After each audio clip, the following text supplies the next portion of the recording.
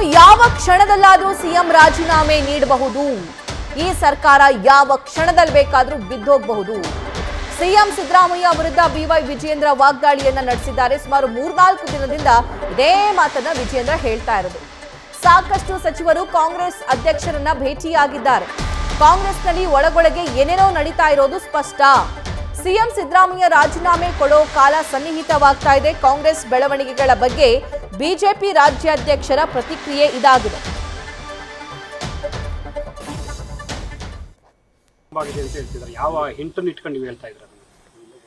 ಸಾಕಷ್ಟು ಜನ ಸಚಿವರು ಕಾಂಗ್ರೆಸ್ ಪಕ್ಷದ ರಾಷ್ಟ್ರೀಯ ಅಧ್ಯಕ್ಷರನ್ನು ಭೇಟಿ ಮಾಡ್ತಾ ಇದ್ದಾರೆ.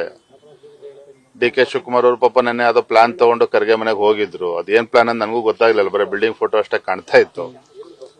ಆದ್ರೆ ಒಳೊಳಗೆ ಎಲ್ಲವೂ ಕೂಡ ನಡೀತಾ ಇದೆ, ಅಷ್ಟಂತೂ ಸ್ಪಷ್ಟ. ಹಾಗಾಗಿ ನಾನು ಹೇಳಿರ್ತಕ್ಕಂಥದ್ದು, ಮುಖ್ಯಮಂತ್ರಿಗಳು ರಾಜೀನಾಮೆ ಕೊಡ್ತಕ್ಕಂಥ ಕಾಲ ಸನ್ನಿಹಿತ ಆಗಿದೆ. ಯಾವ ಸಂದರ್ಭ ಬೇಕಾದ್ರೂ ರಾಜೀನಾಮೆ ಕೊಟ್ಟೇ ಕೊಡ್ತಾರೆ, ನನಗಂತೂ ಸಂಪೂರ್ಣ ವಿಶ್ವಾಸ ಇದೆ. ನ್ಯೂಸ್ ಫಸ್ಟ್ ನಿರ್ಭೀತಿಯಿಂದ ನಿಮ್ಮ ಪರವಾಗಿ.